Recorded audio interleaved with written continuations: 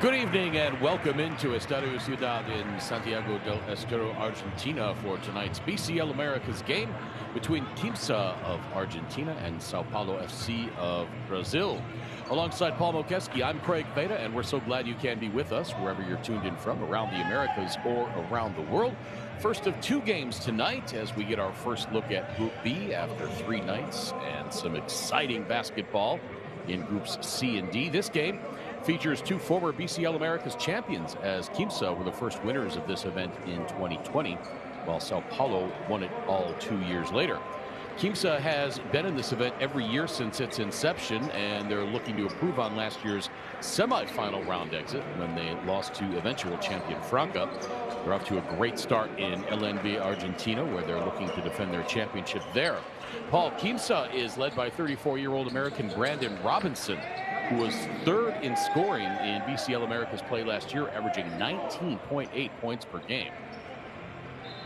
Yeah, they have a very talented team and a young coach, but a very good coach. He helped lead them.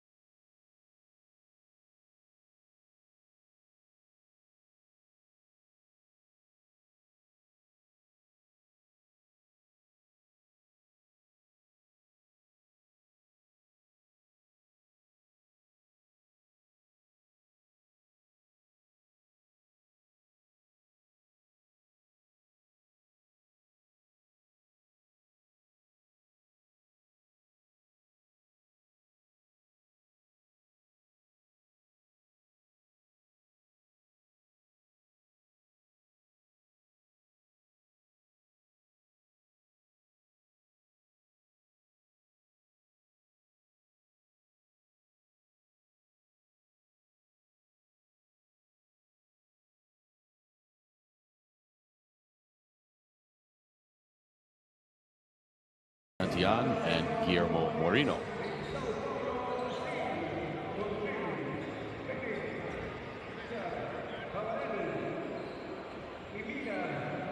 Looking at Romero's there, he looks like he's ready.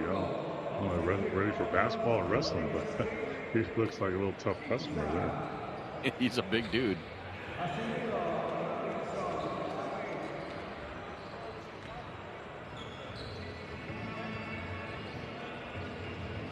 You get a look at Cordero Bennett.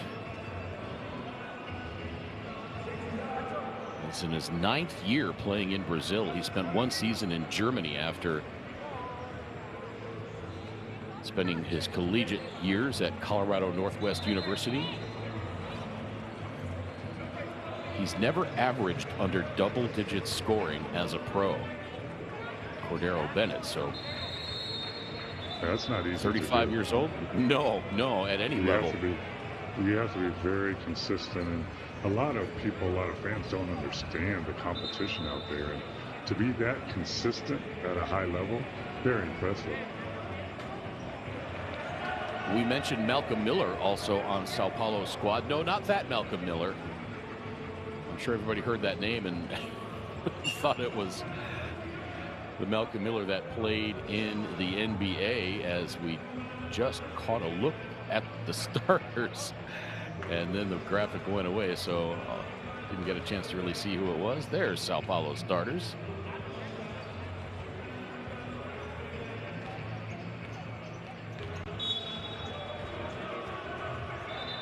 Craig, this is the time of the game where you're just kind of trying to stay calm, but at the same time, be ready to get out there and have your energy for your team and yourself. Try to get off to a good start, but as we've seen in this tournament so far, great starts don't guarantee great finishes. There's been a lot of comebacks happening. Yeah, we've seen a couple of very big comebacks and near comebacks as well. And the starters for Bruno Mortari, Tyrone Cornell, Cordero Bennett, Ricardo Fisher, Vitor Faverani, and Malcolm Miller as we get the starting lineup for Quimsa.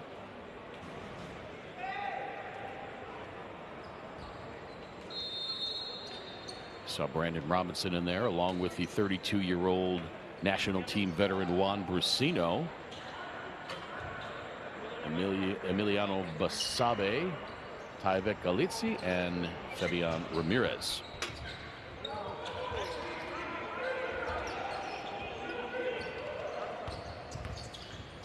A big welcome to our audience in the U.S. on FanDuel TV, across South America on DirecTV, and around the rest of the world on the BCL Americas YouTube channel. He's Paul Mokeski. I'm Craig Feda, and I was just about to say there's our first bucket of the game, but it rolled out. Three-pointer from the corner misses.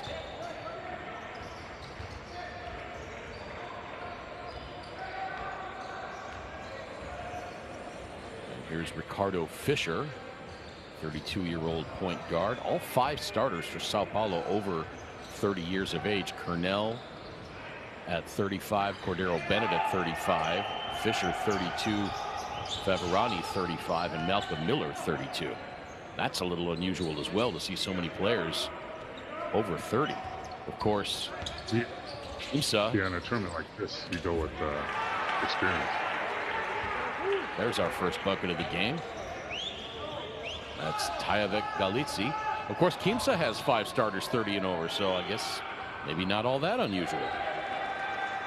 3 on the way. That is up and good. Vitor Favarani, and Sao Paulo with a 3-2 lead. And he obviously is a big man that can pick a pop, step out, and knock down that 3. They're going to have to get up and pressure him.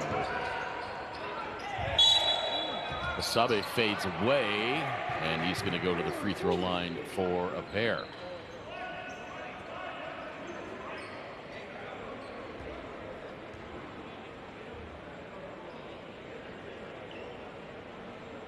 Defender just closed and got a little too close. Yeah, he was absorbing that contact with his chest, and he's doing a decent job, and maybe hit him on the arm, late in that shot. Basabe at 6'5", eyes and hits the first free throw.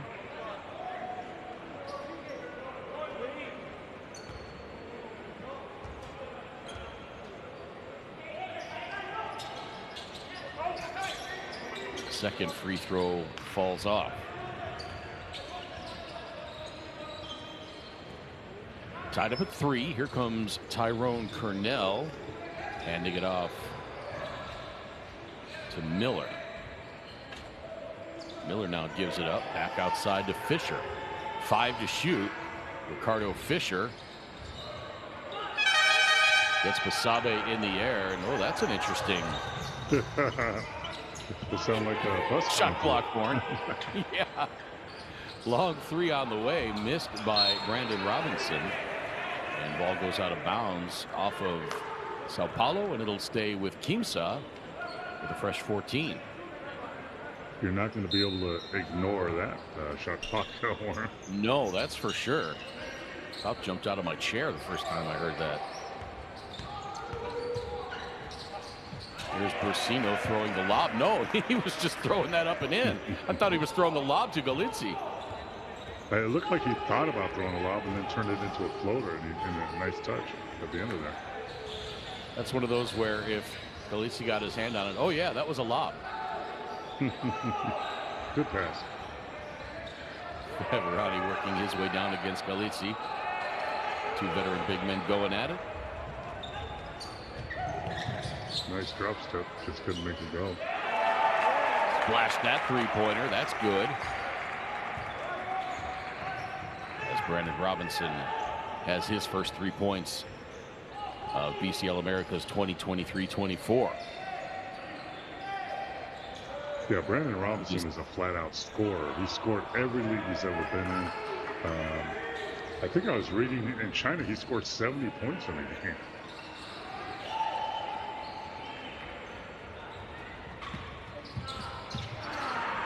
Robinson leaks out, can't finish, goes out of bounds, and They are going to award possession to São Paulo.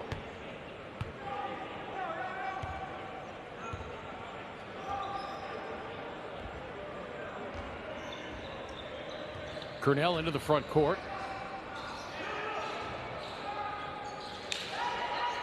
Step back three misses.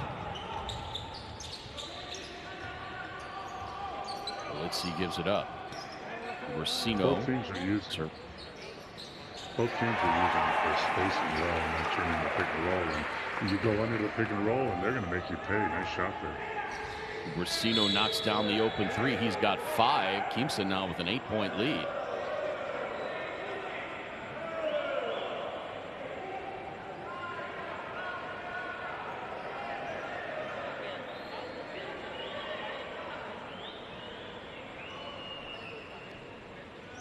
It's a neat little venue here. Estadio Ciudad in Santiago del Estero. The wonderful country of Argentina. Spent some time here in 2017. In Buenos Aires covering the FIBA tournament. Robinson with the steal. Intercepted at the other end by Cordero Bennett. Beg your pardon, that was Malcolm Miller on the steal. Now Cornell the long three, nothing but net. He's got a classic set shot out at the three, but very consistent with it. See that rotation, very good three-point shooting. Racino, the beautiful feed to Galisi. That was textbook right there.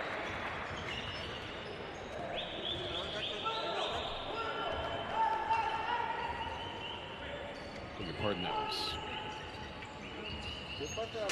Yes, that was Racino giving it up to Galisi. Three-pointer missed, and tough now. To see the numbers. Yeah.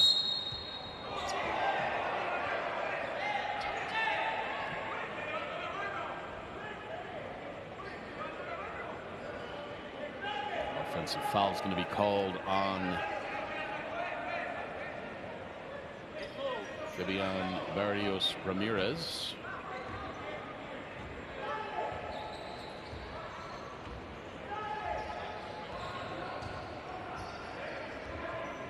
And we were talking about the experience of both teams. You can see them communicating and telling people where they want them to go and what they want them to do.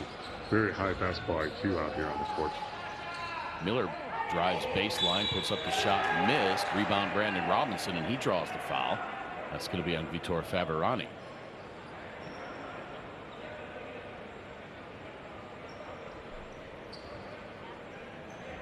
That's a tough call. I mean, he's going for a rebound, and at the end he kind of grabbed the arm. But you know, you have the effort there, though.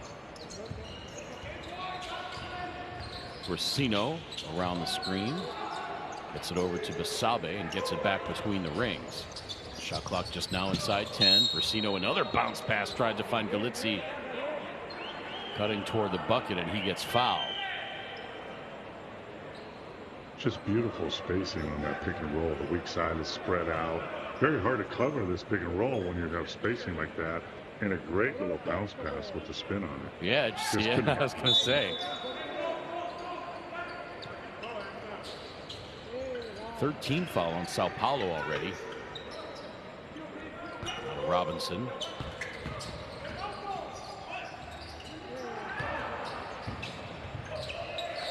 Another nice little bounce pass. Takes the big. Racino splashes that one. And Quimsa now leads by 10. 16-6 after the three-pointer by Juan Racino.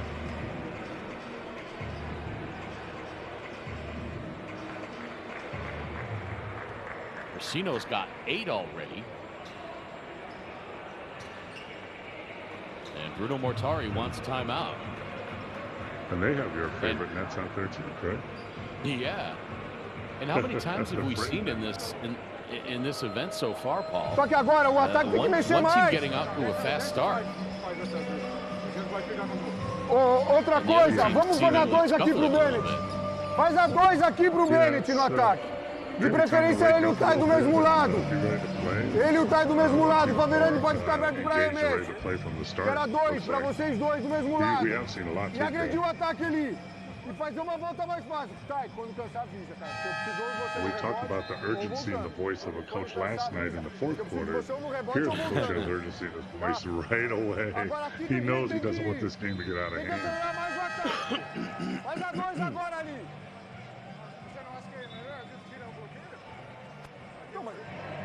Juan Brasino, 8 points already. In the VIP section.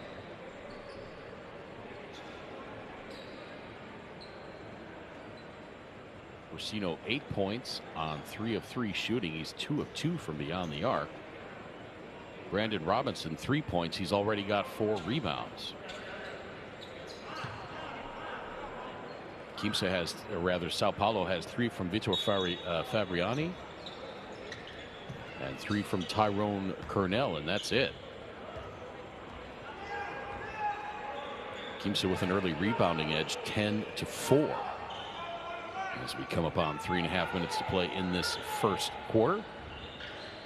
Bennett, he drives, throws it up off the glass with a little bit of spin, can't get it to fall in. Now into the corner. Brasino tried to feed it to Galizzi. Surprised Brasino didn't shoot that, Paul. He was wide open in the corner, and he's red hot. Yeah, and that throws the big man off, who was actually trying to position himself for a rebound. Just go ahead and shoot that one. Too unselfish. Lead is 10, biggest of the game for Quimsa thus far. Over the head pass to Cornell. Now back to Fisher. Fisher launches the 3. That splashes through. Pretty stroke there by Ricardo Fisher, and he cuts the lead to 7. After that timeout, you see them up and running and bouncy a little bit, getting back into action. Good timeout by the coach. Brasino trying to shake Fisher. Another pick and roll to Taiva Galizzi, but he gets his pocket picked on the way up. And it's a 2-on-1 for Sao Paulo. 3 on the way. That rattles out.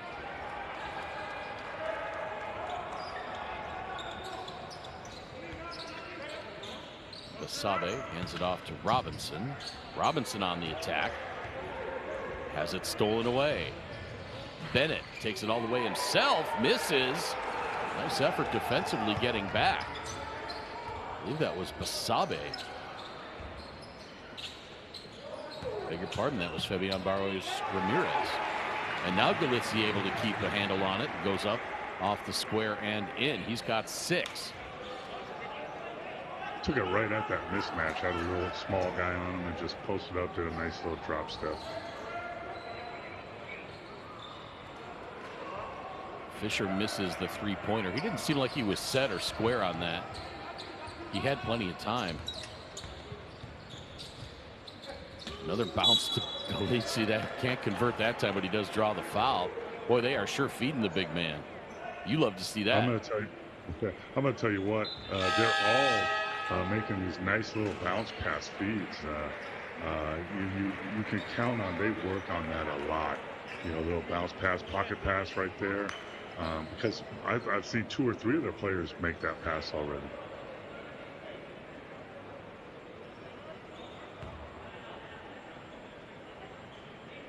A little bit longer fringe on the nets here in Estadio Ciudad than we've seen the previous 3 nights.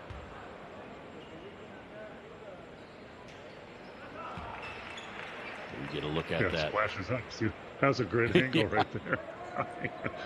The bottom of the net goes through inside of the rim out to the top. That's crazy. That's a great angle. Love it. Sorry, I'm entertained easily on this Saturday. Looks like strands of spaghetti. The 2 free throws make it 20-9.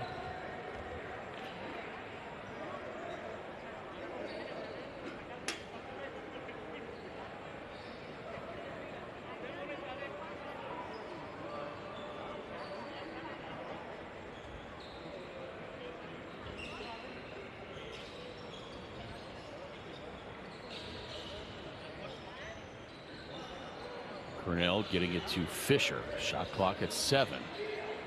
Fisher steps back, shoots the 3 over Galissi, and splashes that one. Just one thing, there's a mismatch guard on a big, and bigs, you got to step up. You can't just let them do that little step back jump shot. Step up, make them drive, get some help from your team. Too easy. Sebastian Acevedo spinning, can't connect. We're inside of a minute to play, first quarter. Quimsa's lead is 8. They've led by as many as 11. Here's Fisher getting it out to Cornell. Fisher gets it back, launches another 3, just missed. Rebound Robinson. He's got a passel of rebounds already. I think he's got 5.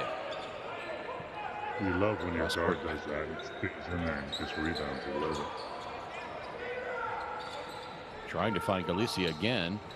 Baseline jumper high off the glass and in. Wow. What touch by the big man. Yeah, that was just too easy. Nobody even contested him. Transition bucket, and Quimsa now up by 12 at the end of the first quarter. Bruno Sansimone gets his first bucket of the game. Quimsa has their biggest lead of the game at 24-12. Let's take a look at the numbers on this one so far. For Quimsa, 9 of 15 from the floor, 3 of 5 from three-point range, both for 60%, 3 of 4 from the free throw line, 75% there. For Sao Paulo, 4 of 17, 23.5%, 4 of 11 from three-point range, 11 of their 17 shots from beyond the arc already. Big advantage on the rebounding side for Quimsa, 15-5. As we look at the early highlights from this one, individually, Emiliano Basabe with 1 point, 2 rebounds, 2 assists. Taibe Galissi, 10 points already. Brandon Robinson has 3 points, 5 boards. Bruno Sansimone, 2 points. Juan Brasino, 8 points on 3 of 3 shooting. He's got 3 rebounds and 2 dimes. And for Sao Paulo, Tyrone Cornell, 3 points. Ricardo Fisher has 6. He's 2 of 4 from beyond the arc. Malcolm Miller, 0 for 3. And Vitor Favorani, 3 points.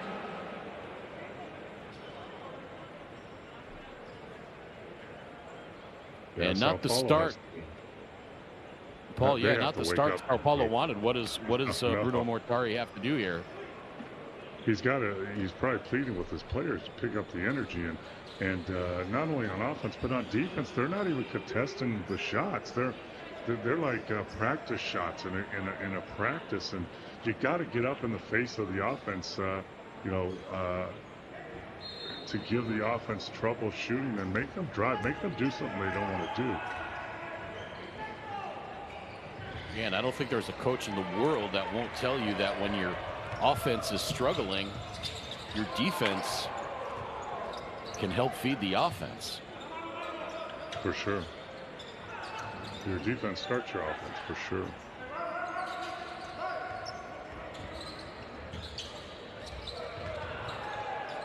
Acevedo, the floater from 10 feet, no.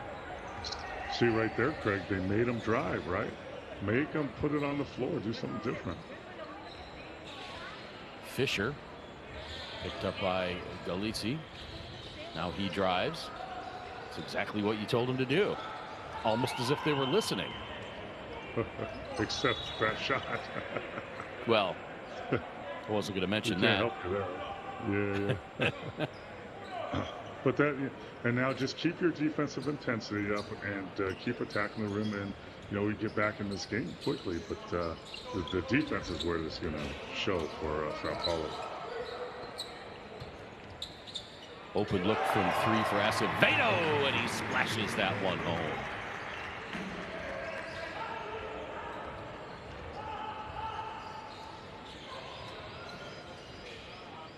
$15-point lead now for Quimsa. Cornell tries to answer at the other end. No dice.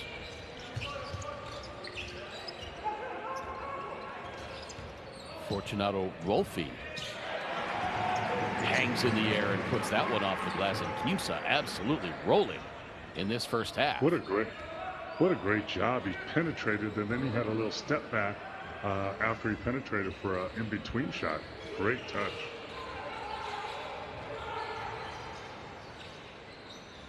Cornell for three. Yes.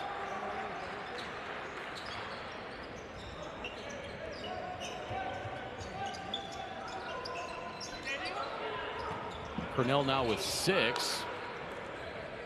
Pass deflected up off the backboard, and it ends up in the hands of Sao Paulo.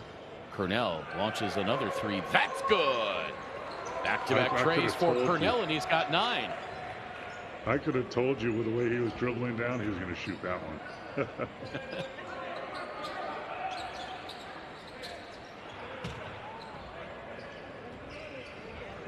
Miller pulls the rebound down.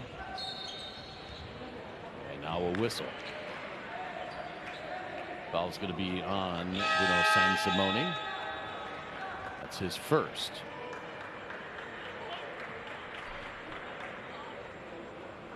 And Cornell has hit a couple back-to-back threes. He looks like he's getting a little winded, though, but he's got to suck it up here to keep his team in this game, because he's capable. Three-point shooter is also capable low post. Galizzi sits down now for Quimsa. So on the floor for Quimsa, it's Acevedo, Rolfi, Sansimone, Vasirani, and Federico Cesula. Kind of a smaller lineup in here for Quimsa right now. So Paulo still with 4 of their starters on the floor. Oh, Cornell wanted that one. Lucas Seward, the long cross-court pass.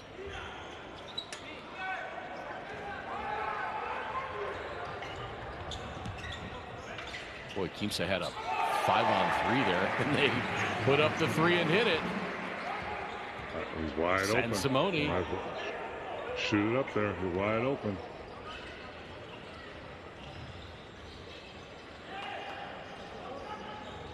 Leads back to 14. Quimsa's led by as many as 17. Cornell gets blocked under the bucket, but he does get fouled, so he's going to go to the free throw line for a pair. The whistle is going to be on Eduardo Vasirani. And Sao Paulo reversed it and ran the pick and roll against Quimsa, and in effect, the way got fouled going to the basket. Quimsa's been killing them with their pick and roll all game. First free throws of the game for Sao Paulo.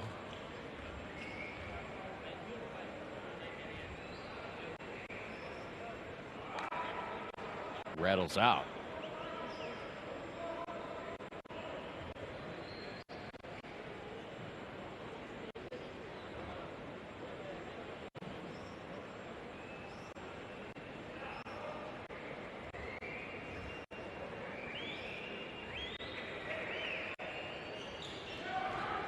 Cornell's second free throw up and through.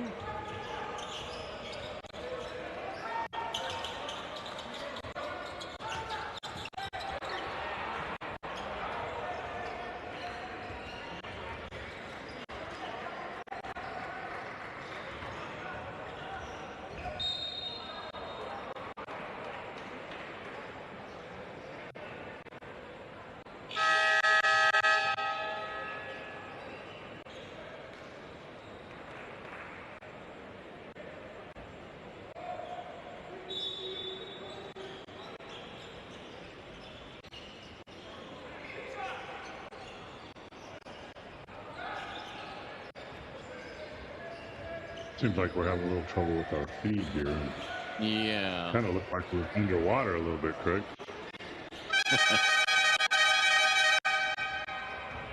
Well, there's that shot clock. The bus coming through. Can tell you that much.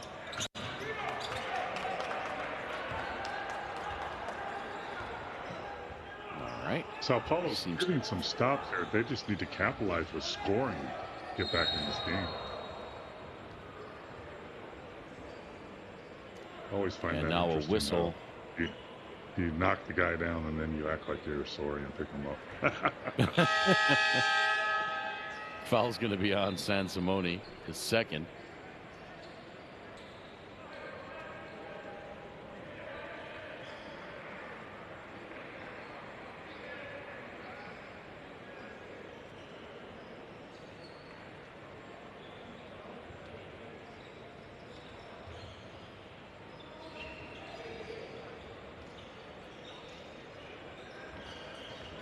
Bennett to his right. Oh. That would have been a 2 had it gone. His right foot was on the line.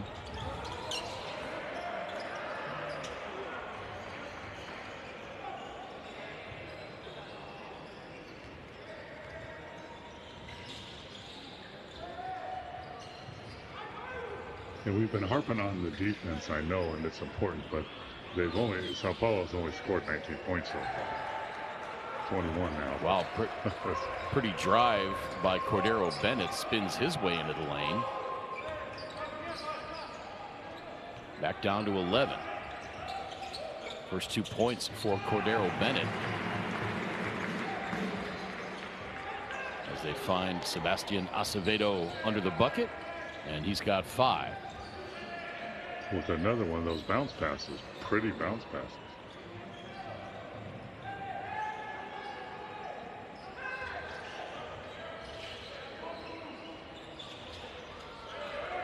Three-pointers straight through.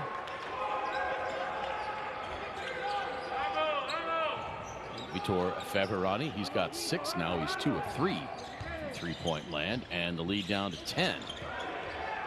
Pull up by Sansimone, no good. And now São Paulo with a chance to get it inside single digits. Oh, nice drive. The layup won't fall. Yeah. Wow, that's pretty. You just got to finish that, though. Either a three-point play, but a great spin move. Wow. Whoop. There he goes. Foul's going to be on Fortunato Rolfi.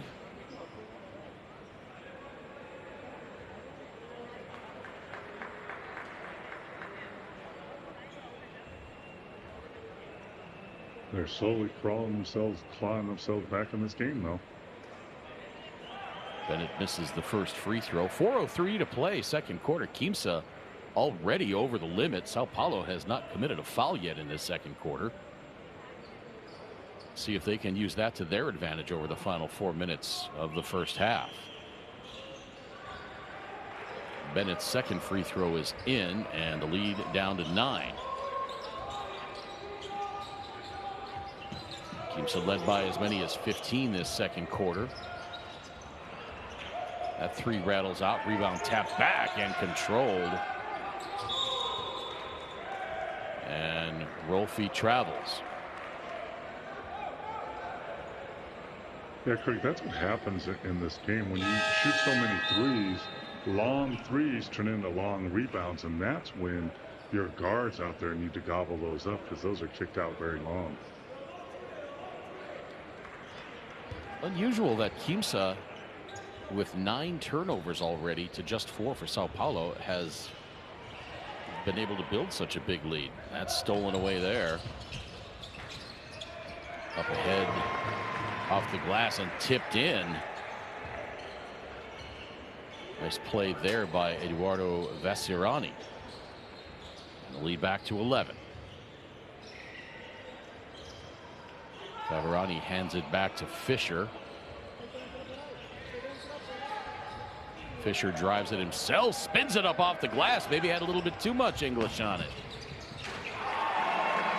The two-hand stop. That's what we call a fingertip Federico right Cestular? Yeah, Federico Cestular gets up and jams it home with 2 hands, and just like that, the lead's back to 13, and Bruno Mortari wants another timeout. No look up ahead. Yeah, it just gets it over the front iron. That's an old man. Not better than I could do, though, that's for sure.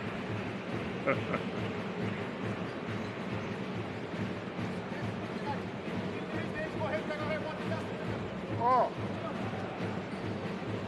Ooh. Faz a camisa agora pro Miller. Tá pro chefe. Viu? Hear the drums again. Faz a camisa aqui, ó. Você vai... você tá aqui. I don't know. As a coach, I'm sorry. I'm a little concerned about this. That two of my players aren't even in this huddle. They're talking amongst themselves. I don't know if they're talking foul. You know, that's up to the assistant coach to get them in there. Mantém dois lá bem fechado. Mantém dois lá bem fechado. It's not a good look. Wonder if it's a language barrier.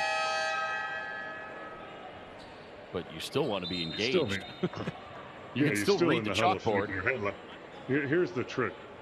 You're in the huddle and you just shake your head like you understand. And like you agree with the coach. Absolutely. Get you through everything. Good idea, Coach. Yep, totally with you. What did he say? I know. I know as a coach, when I was in the huddle, call timeout, I wanted the players, I wanted their eyes. I wanted to make sure they're looking me in the eye and paying attention. It's very important. So some backcourt pressure now by Quimsa. Broken finally by Miguel Melo, the 19-year-old running the point now. Gets it out to Fisher.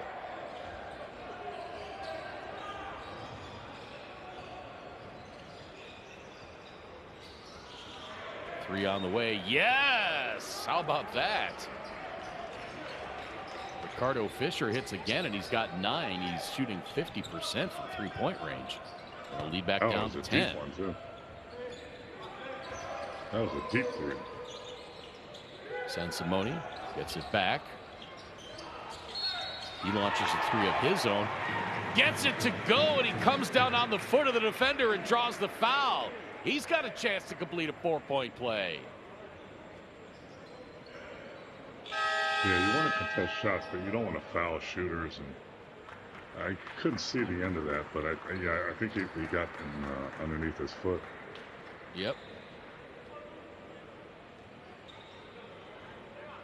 And in today's game, they really protect the shooter now. You used to be able to do that. There's some guys in the NBA that could do that pretty well. 4-point play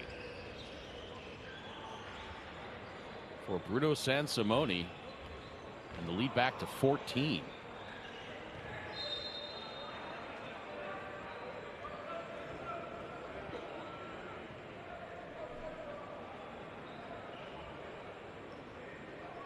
Sao Paulo had it in single digits.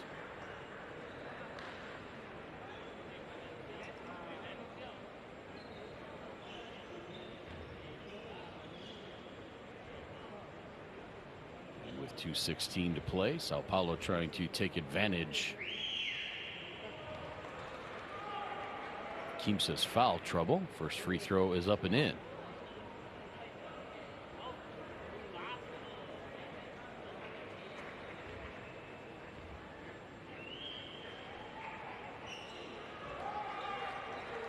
Feverani hits both free throws, and it's 42-30. Coming up on 2 minutes to play in this second quarter. Sansimoni to his left, gives it up to Vasirani. He misses. Inside 2 minutes. Sao Paulo could get this to single digit by halftime. They'd be very happy. Three-pointer, that might have gotten tipped. Saved in bounds by Robinson. And here comes Quimsa. Robinson over there holding his hands up, saying, "Get me the ball."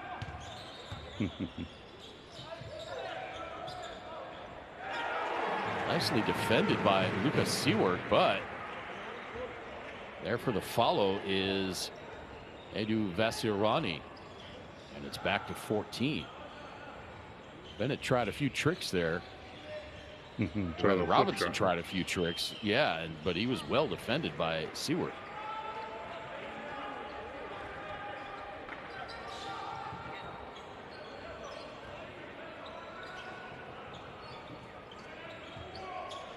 One minute to play, second quarter.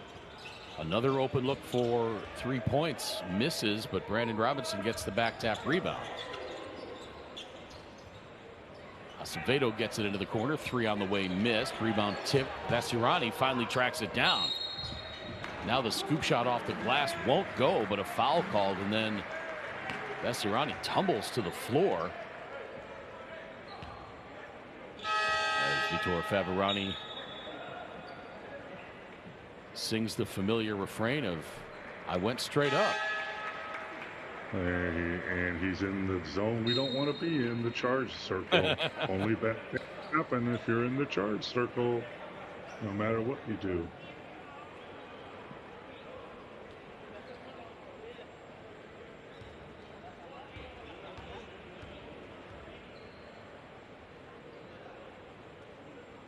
Oh, technical, huh? Yep. We talked about that, Simone hits the tee. These FIBA refs don't mess around. So the personal was on Faverani. And then Tyrone Cornell was assessed the technical foul. Didn't see what his interaction was with the official. But obviously, he said something that. Yeah. Yep. There's that same spin move right there. Very nice, but he can't finish that layup. He needs to finish that layup off that nice spin move. So Robinson gets whistled for the foul with 33 seconds to play. Boy, I don't think Robinson got him. No, I think looked like he swiped him across the arm. Yep. I can see why he was not pleased with that. He just missed the layup, really. First free throw through for Cordero Bennett. Bennett 1 of 6 from the floor in this first half. Hits both free throws, though. And the lead is 11.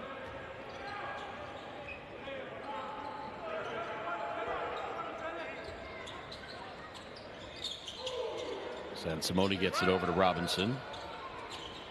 Launches the three. Splash! Brandon Robinson with the guy in his face. He is a pure scorer. He can drive, he can shoot, he scores whatever level he's played at. Shot clock off, game clock just about to expire. That long jumper is good. That's going to count for Cordero Bennett. And we go to the locker room with Quimsa on top by 12, 48-36. Let's check out the numbers on this one so far. For Quimsa, 18 of 35 from the floor overall. As we roll the highlights, 51%, 7 of 13 from three-point range, 5 of 8 from the free throw line. Sao Paulo, 11 of 31 from the floor for 35%. Just 8 of 21. 2/3 of their shots have been from distance. 38% for Sao Paulo there, 6 of 8 from the free throw line. A massive rebounding edge for Quimsa, Paul. 27-12 in favor of Quimsa on the glass. Yeah, that's very, very damaging. Sao Paulo does not have an offensive rebound in the first half. Let's look at the individual numbers here. Sebastian Acevedo for Quimsa, 5 points and 2 rebounds. Tyvek Galisi, 10 points. Brandon Robinson, 6 points, 6 boards. Bruno Sansimone, 10 points, 2 rebounds, 4 assists.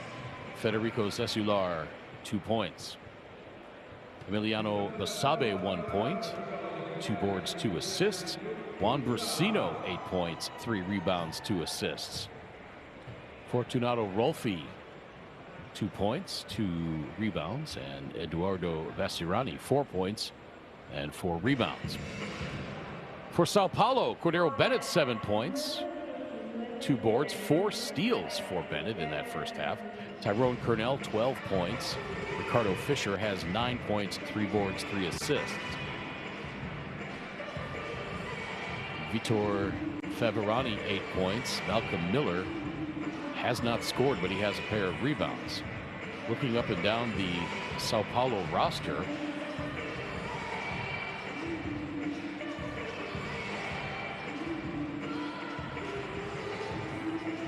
they've only used 7 players in this game.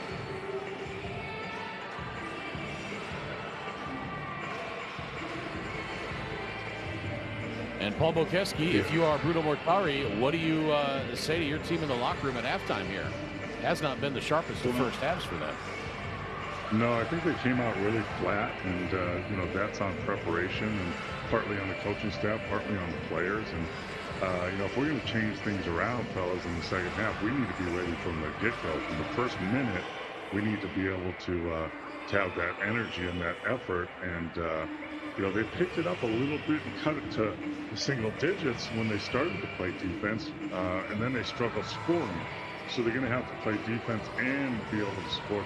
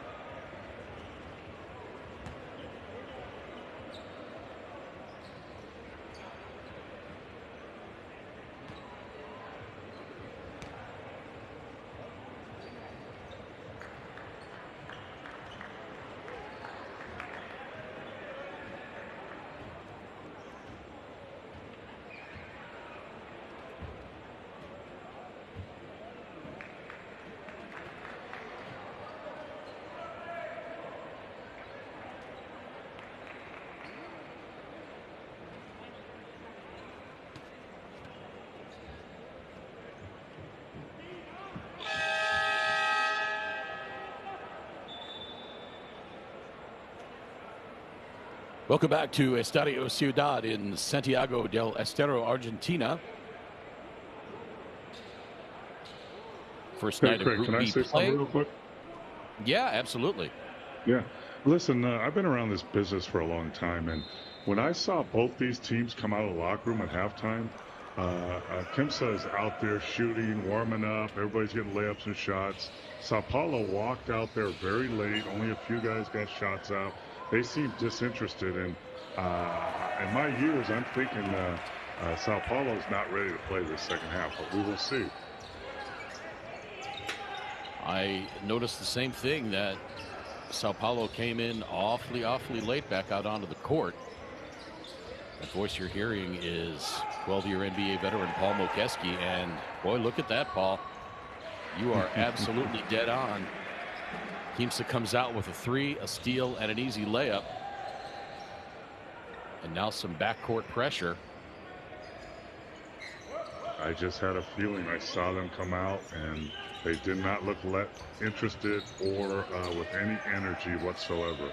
And that's a bad sign, especially when you're down by 10 or 12. He's Paul Mokeski. I'm Craig Fada. So glad you can be with us wherever you're tuned in from, around the Americas or around the world. This is BCL Americas action. First night of Group B play after some exciting basketball in Groups C and D the first three nights. Big hello to all of our viewers on the FanDuel TV platform in the USA, on DirecTV in South America, and across the rest of the world on the BCL Americas YouTube channel. Quimsa led by as many as 15 in the second, or rather in the first half, in the second quarter, and they've ballooned it out to 17 already to start this third quarter, and they're hitting again. Another three-pointer is Brandon Robinson. And this game went from 12-point game to a 20-point game really fast when you're not ready to play, Sao Paulo.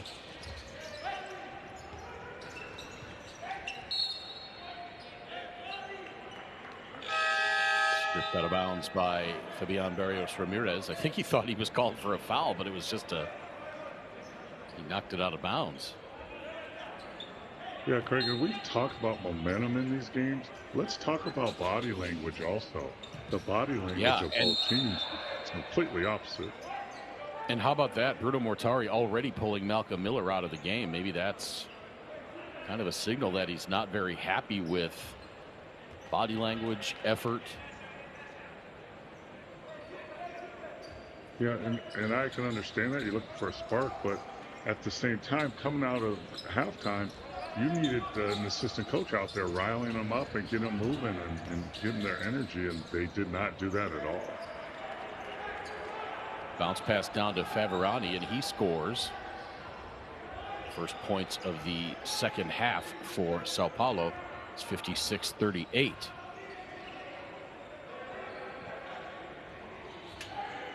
Asabe into the corner for Brasino. Thought about the three. Now he drives. Three left on the shot clock. Pretty drive, and the finish at the bucket for Fabian Barrios Ramirez. And he's going to go to the line for the and one. That's a picture-perfect way to attack the zone. You attack one side, swing the ball, drive, kick, and then drive again for your possible three-point play. I'm glad you said possible three-point play. I didn't want to jinx him. There you go. Leads up to 21 now. 59-38. One more game coming up after this one. It's going to be Real Estelí of Nicaragua and Halcones de Xalapa of Mexico. That's going to be at 8:10 Eastern time in the U.S., which happens to coincide with the local time of that game. Carlin Gay will have the call on that one with Paul Mokeski. Tomorrow, another pair of games. It's going to be Sao Paulo against Nacional of Uruguay. We'll have that one for you at 8:40 local time, 6:40 Eastern. And then the nightcap, Paul and I will bring you Halcones de Xalapa and Gladiadores of Venezuela. That one will take place at 8:10 local time, 9:10 Eastern time. Be interesting to see some of these newer clubs into the tournament.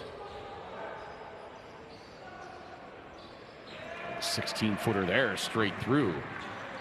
Bruno Sansimoni scores. Beg your pardon, that was Ivek Galisi. He's got 12 now.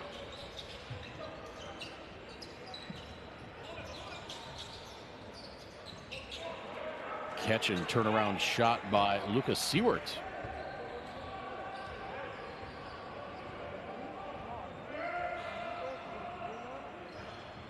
Robinson for three again. Yes! I told you he's a scorer. He led the team in rebounding in the first half. I look for him to have a big second half scoring wise. He's got 15 now to go along with his 6 rebounds.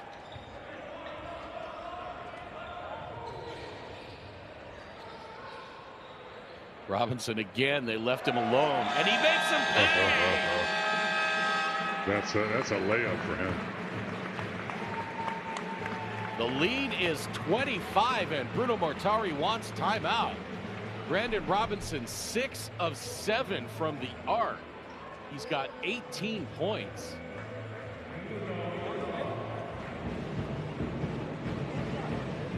And Craig, I've seen Brandon Robinson in person. I coached in the NBL Canada Pro League, and he played for 2 or 3 teams there. And he is a flat-out scorer that has experience. And once again, I looked and see what he's been doing with his career since then. And he played in the league in China and scored 70 points in a game. That's amazing in a pickup game on Sunday. Yeah, you're getting into Wilt Chamberlain territory there. Easy there. Don't mess with the big fellow, my Jayhawk. Brandon Robinson from Lake Wales, Florida. Went to Clayton State, 2011 graduate. It's a D2 school. Senior year, averaged 20 points and 6 rebounds. He was a D2 All-American. As you said, played in NBL Canada. He was the Rookie of the Year and All-Star Game MVP in 2012. Then went to Chile and then China and to South America, where he won a BCLA championship and the MVP in 2020 with this Quimsa squad. Yeah, he does more than just score, too. Like you said, he rebounds unbelievably for a guard. Fisher has his shot blocked, but a foul called. Are they going to get Brasino for being on the floor and tripping the shooter? Because that sure looked like a clean block.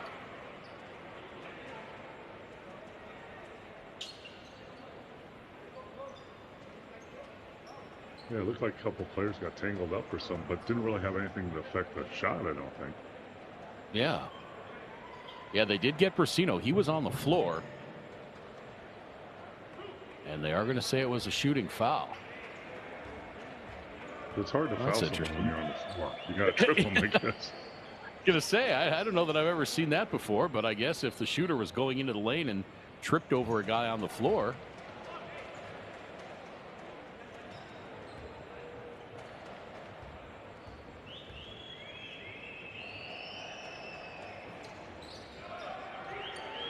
Second free throw bounces out for Fisher.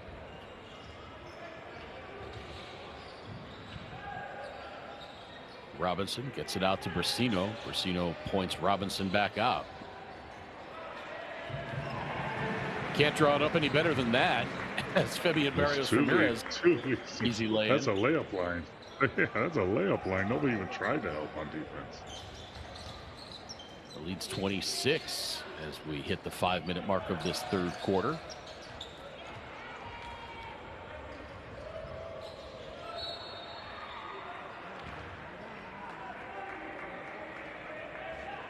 Robinson, beg your pardon, Cornell commits the foul.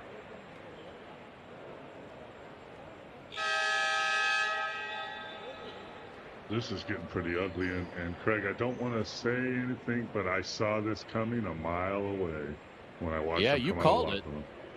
You absolutely called it. You were dead on. We even saw it early in the game. You said in the first timeout, one of the first couple of timeouts, that there were guys, you know, not engaged in the huddle. They were standing off by themselves talking. Of course, you know, that's just what we see. We don't know what they were actually talking about. They could have been talking about the game and what the coach was saying, but they did not appear to be engaged. Yeah, and that's a concern for a coach and the team. If you're talking about team chemistry, and you know, this is game one of this tournament for them. I'm going to be interested to see what game two is going to look like. I know this game isn't over yet, but still. Game two for Sao Paulo will be tomorrow against Nacional of Uruguay. It'll be the first of two games tomorrow night.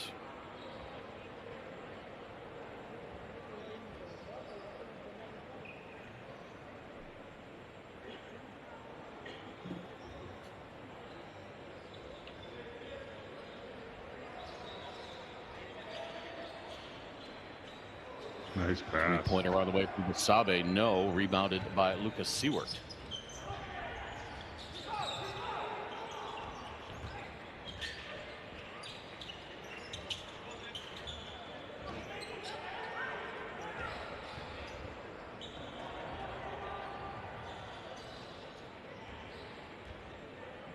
And Nacional is going to be tough. They picked up Eric Anderson. He was a ton in BCL Americas last year. So Sao Paulo will not have much of a letdown or a step down in talent from Quimsa to Nacional tomorrow. And you're not going to have much time to rest either. And, you know, if this game doesn't get any closer, I would look as a coach to start resting my starters and playing my backups. And, you know, I know a point differential comes in play, but you still rest your starters to maybe get a win if you can. Because point differential probably won't matter. Yeah, the point differential only comes in when you're tied. So if you get wins. Robinson finally misses, but the lead is at 30.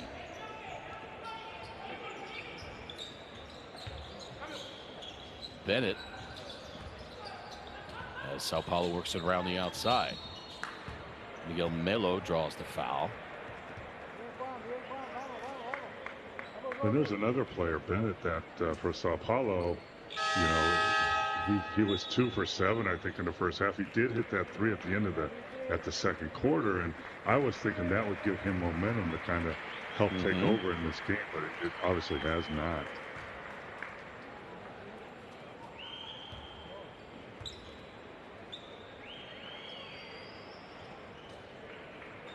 First free throw for the youngster Miguel Melo is up and in. That's his first point of the night. 19 years old. He and Igor de Jesus, teenagers on this team.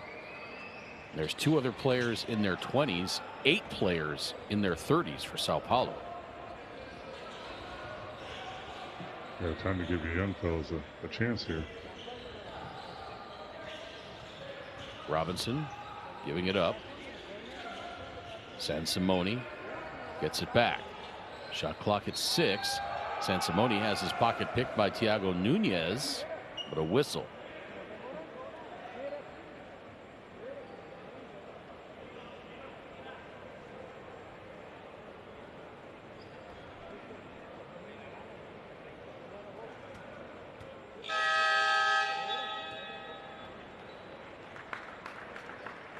Yeah, you know how players say that was all ball? That was all arm.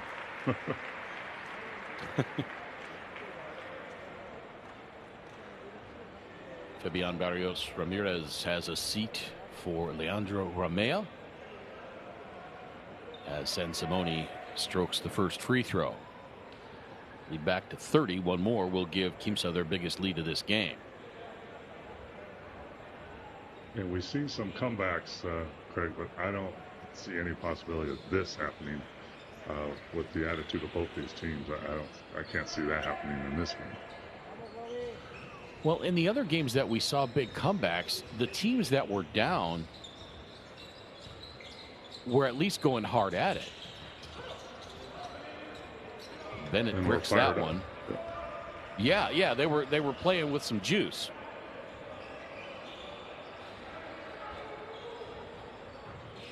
Does not look like Sao Paulo is playing with a lot of juice in this one.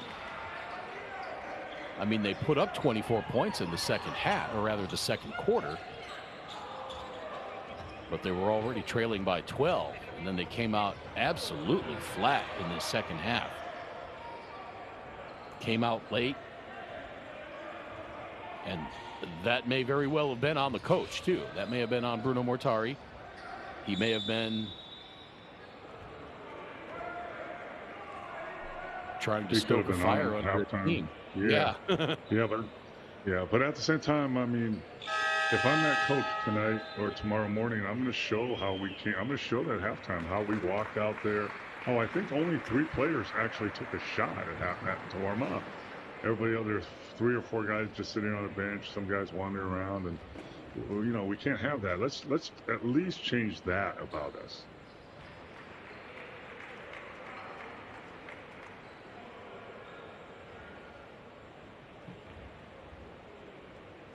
And sometimes that happens, Craig, when you don't play a lot of players and you have a short bench and the other players get disinterested. Favarani sits down with has 4 fouls. Tyrone Cornell 4 fouls for Sao Paulo. Juan Racino with 4 fouls now for Quimsa. Both players go down to the floor in slow motion.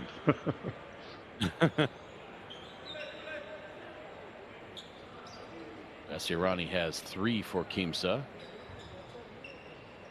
Ricardo Fisher 3 for Sao Paulo. Both teams over the limit. We'll have a little dead time. I want to wish a happy recovery and well wishes to Kareem Abdul-Jabbar, who fell at a concert last night and broke his hip. And you know, as a big fella myself, you know, I wish him all well and get better soon, big fella. And for you big guys, that's a long way down when you fall. Seriously, it is for sure. It's scary. Little guys like me, it's not much of a trip down to the floor. Robinson didn't know his teammate got the ball back. He was carping to the official. And then his teammate got the ball back.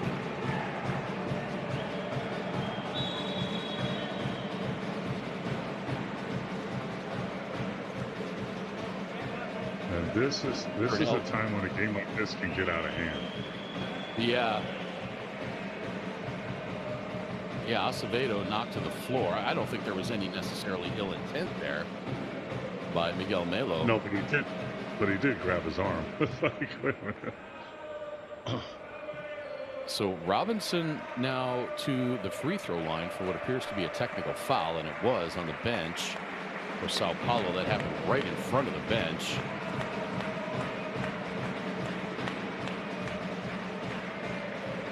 You would think the way Robinson was acting that he would have got a technical also. Yeah, that's what was running through my head too.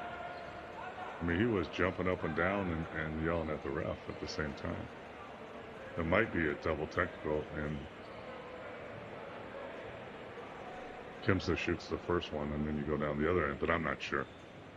Could be. Robinson now with 20 points on 6 of 10 shooting. He's 0 for 2 from 2-point range, 6 of 8 from downtown. He's also got 7 rebounds.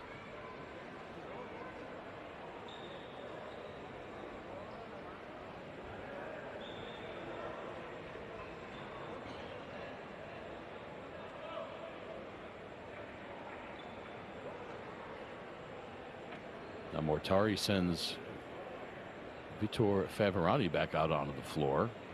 There's Cordero Bennett. Still not sure what all this is about. They might, I think they're trying to sort things out. Is he sending somebody off? I think he's sending this player out. He signaled to leave the arena. Wow. Ricardo Fisher. That's right. He had 4 fouls. He must have gotten the technical, and that disqualified him. But now he's kicking him out of the arena even. That's, I don't know what he said, but the refs didn't like it. Craig, we've talked about this for a long time. FIBA referees do not mess around. And a lot of Americans that go over there overseas and play in FIBA, you know, have struggled with that because here in the States, you have a little more leeway.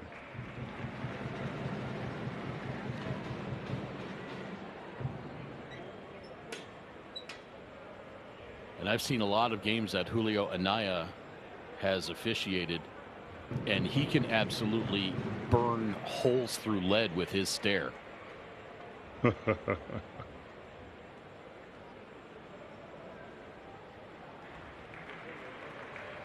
So Robinson's shot. Acevedo now shooting. Well, I think Acevedo's shooting on the personal now. Unless, were there 2 technical fouls assessed? Let me look. There must have been, because this is like his 4th free throw.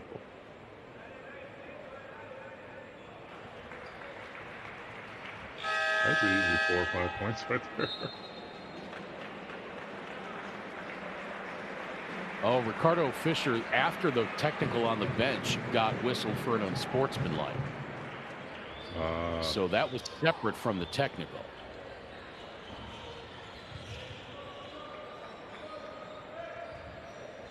Either way, this game is out of hand. The lead now is 36. Well, make it 39. I can still shoot threes out here, boys. I still got it out here. Running out of ink in my pen.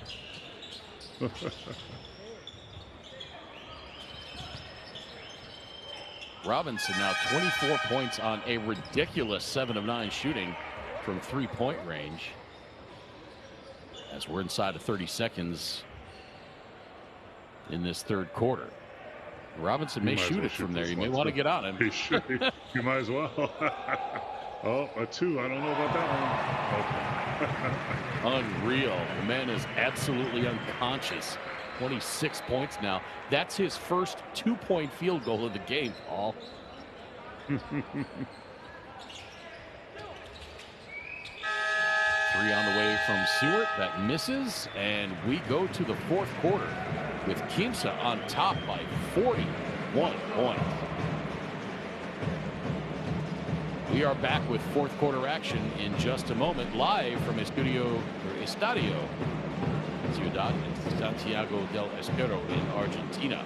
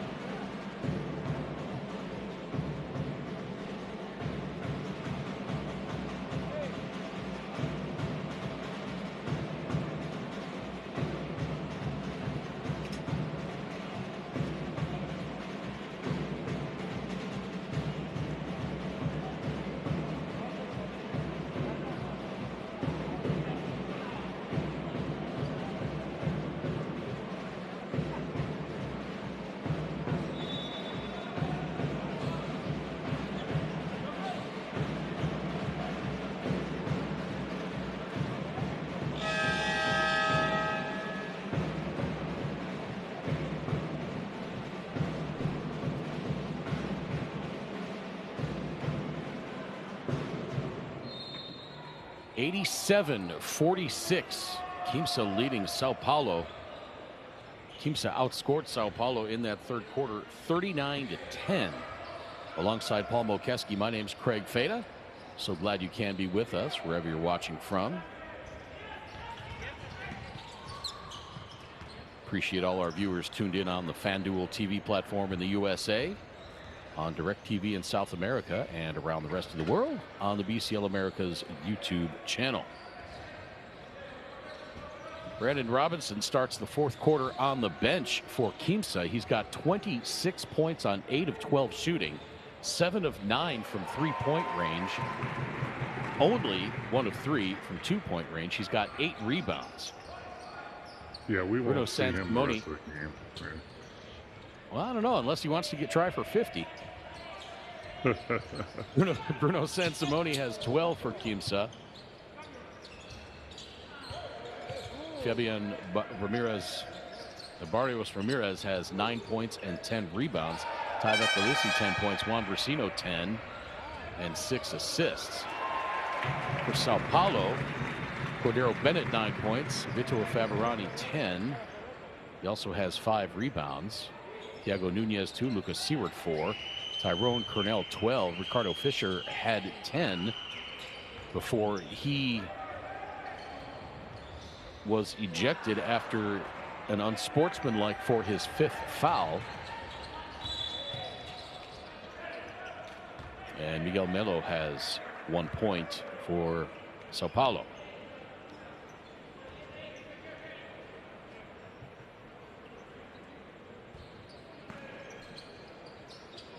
Yeah, it's one of those fast break fouls off the break. I don't like that. I wish they just let them play or get the ball in the free throws or something. Third foul on Sansimone. Seward corrals the tough pass. Miller can't get it to fall. Malcolm Miller 0 for 6 now.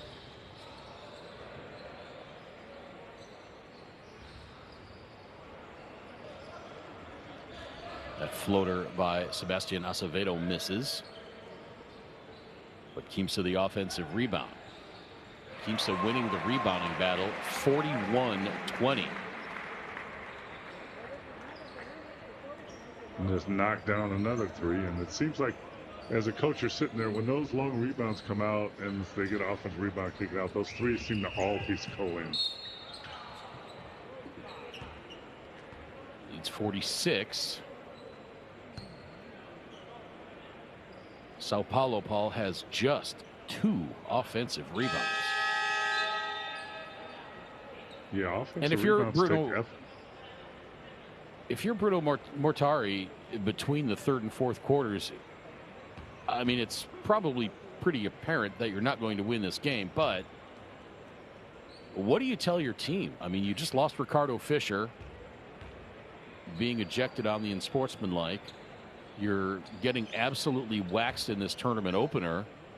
Your guys don't seem to be playing with much fire. What do you say? Yeah, I think I don't know if there's much you can say except you know, let's try to get things under control. Let's start playing solid basketball and, you know, try to get some of these guys out, you know, some easy buckets that are struggling. You know, some of the players 0 for 7, 1 for 6. You got to try to get them some easy buckets here so they can have some kind of good feeling when they go to the game tomorrow, because this game is over. So you're starting to plan for tomorrow and have a chance to win a game tomorrow. And, you know, you got to find some way to get your team's confidence up. Cordero Bennett sits down for Sao Paulo, and that may be it for him. And a double dribble called against Fortunato Rolfi. I'll tell you, Craig, I used to want to have a guy on my bench that all he was an energy guy, diving on the floor, running hard. You know, maybe he's not even that talented, but he played hard all the time, and I would play him this whole fourth quarter.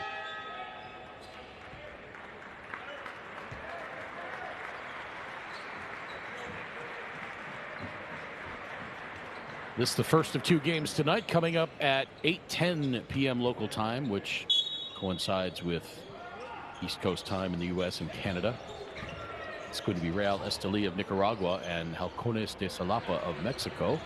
Carlin Gay will have the call on that one, along with my partner Paul Mokeski here. And then tomorrow, Sao Paulo's got to find a way to bounce back. They've got the early game tomorrow as well, taking on Nacional of Uruguay at 8:40 p.m. local time, 6:40 p.m. Eastern time. Second game tomorrow is going to be Halcones de Salapa of Mexico and Gladiadores of Venezuela. That game will take place at 8:10 local time, 9:10 East Coast time.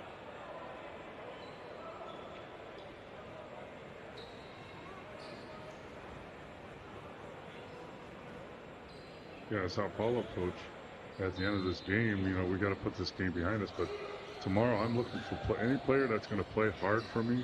That's who's going to play the most. You know, you say after a game like this, you want to burn the tape. I don't think they actually have these games on tape anymore. I don't know if you take out the memory card and smash it with a hammer or.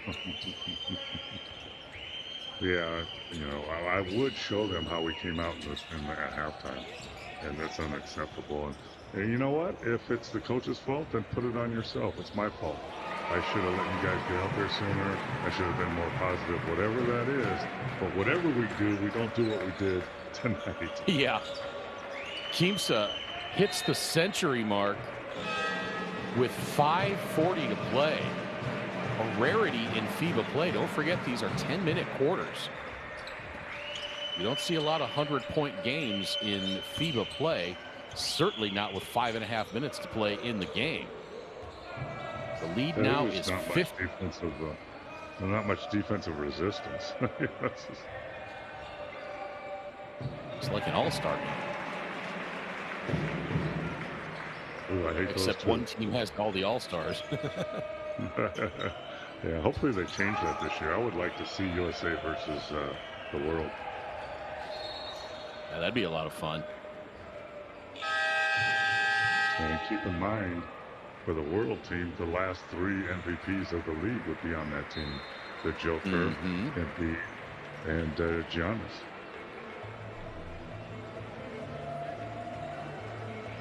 How about Giannis having a big game the other night? 64, and then we had to chase after the basketball to go get it. Yeah. Sao Paulo takes time out. Like Craig, look at their huddle now, and I know they're losing by 50, but that's not a good sign. I'm sorry. It's just not. They're talking here. Guy's sitting over there. He's not even in the huddle. That's not a good sign. The least you could do is fake it. He's over here to the right. He's mad. And a guy like Henrique Coelho, he's 30 years old. He's played on the national team. He's over there talking with 35-year-old Jose Nardi. Not setting a good example. Not trying to take a leadership role. Hey, guys, let's get together. Let's try to finish this strong. Whatever. Something.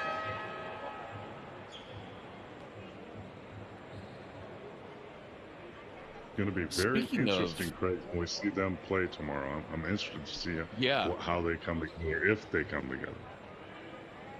Speaking of international MVPs, not that he's necessarily in that conversation quite yet, but how about Victor Wembanyama? What are your thoughts about Wemby?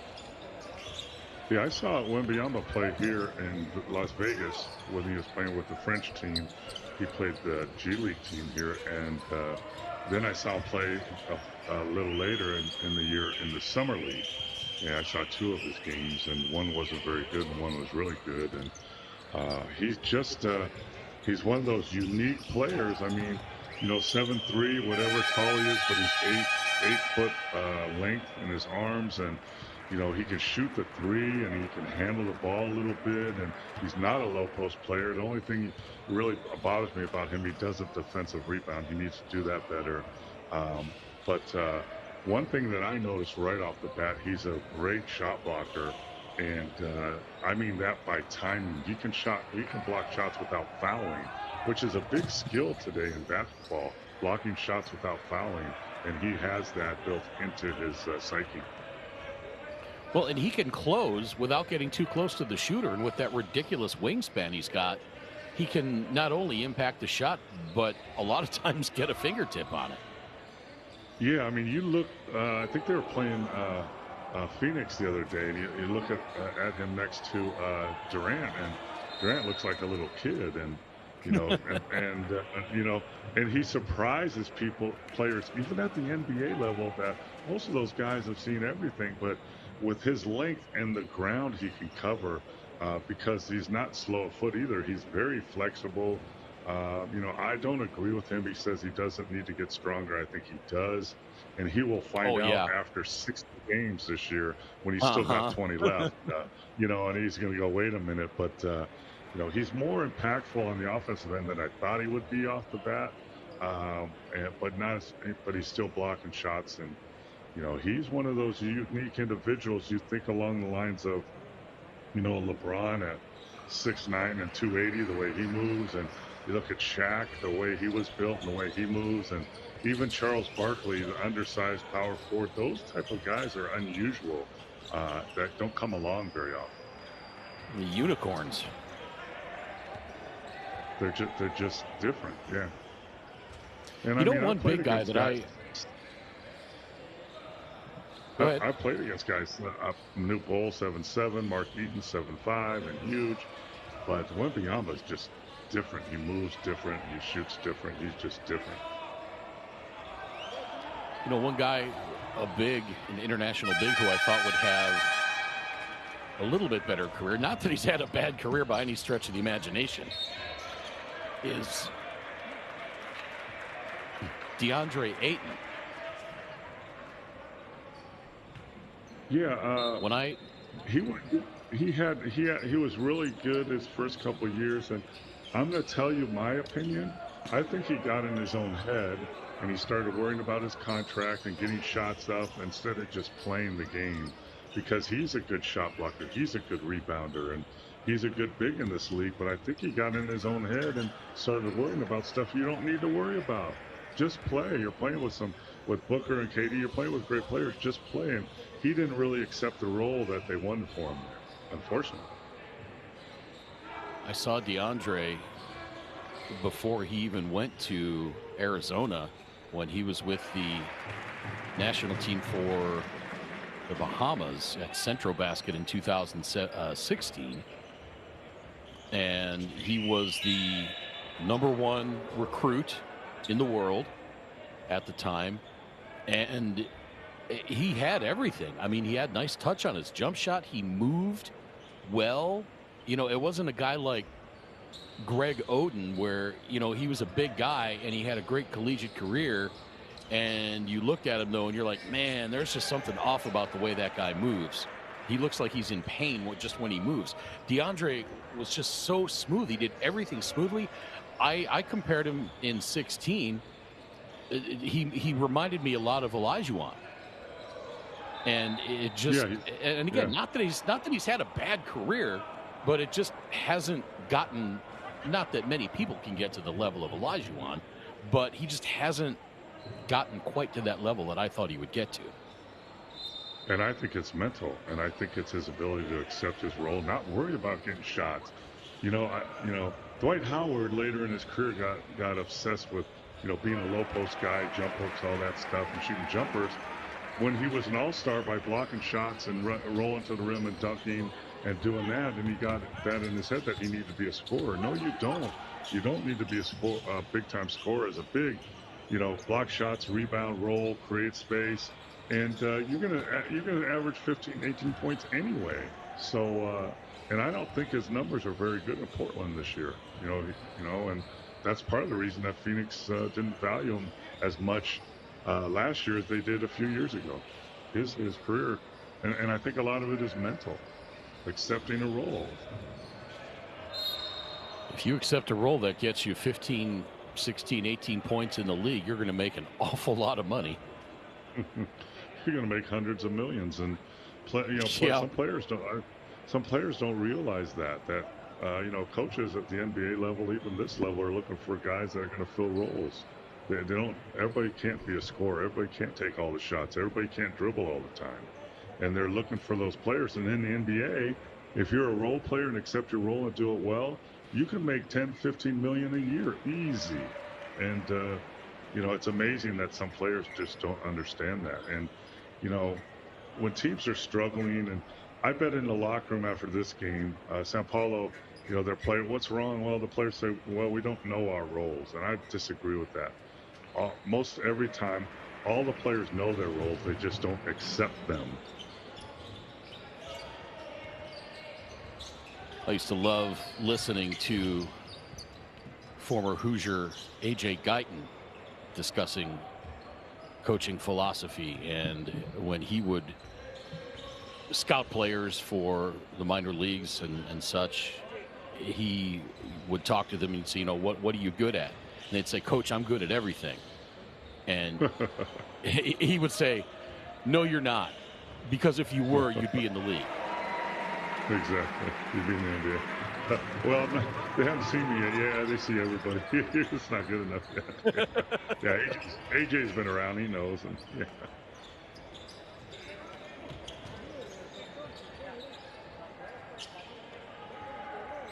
.28 seconds to play.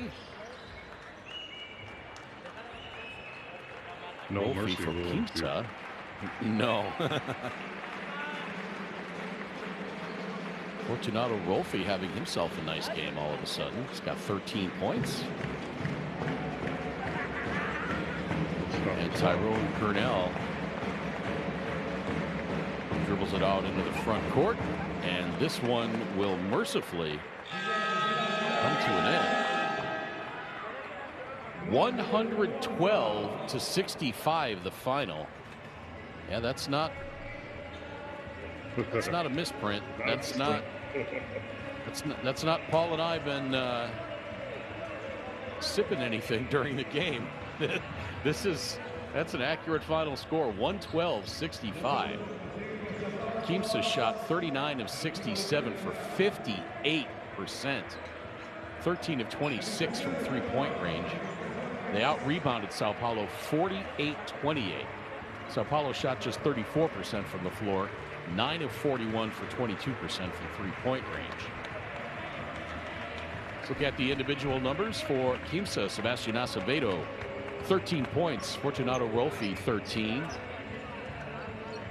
Eduardo Vasirani, 10. Federico Zesular had 6. Emiliano Basabe, 1. Juan Brusino, 10.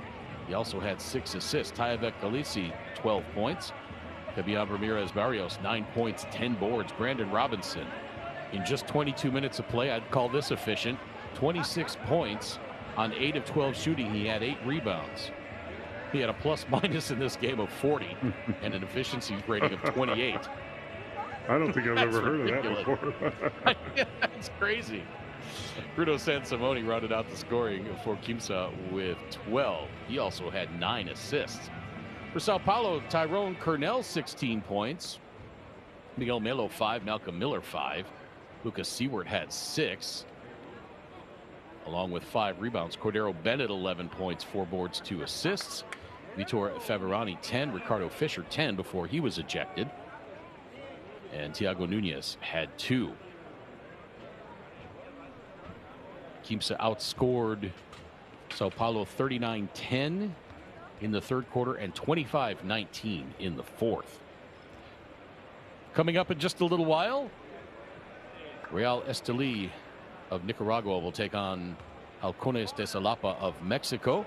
Carlin Gay will have the call on that one with my partner Paul Mokeski. That gets started at 8:10 p.m. Eastern time, 8:10 local time as well. Then tomorrow, Sao Paulo, quick turnaround. Don't have time to think about this one much. They will take on Nacional of Uruguay at 8:40 p.m. local time, 6:40 Eastern. And then the nightcap tomorrow, Halcones de Xalapa against Gladiadores of Venezuela. That one will be at 8:10 local time, 9:10 Eastern time. Paul, final thoughts on this one? Well, I think Sao Paulo has to have a come to Jesus meeting in the locker room. So, you know, hopefully they can come up stronger tomorrow and put this one behind them. But it's a hard task to do, mentally and emotionally. Quimsa gets out to a huge opening win in Group B play, 112-65 over Sao Paulo. For my partner Paul Mokeski, my name's Craig Feda. Thanks for watching, everybody. So long for now.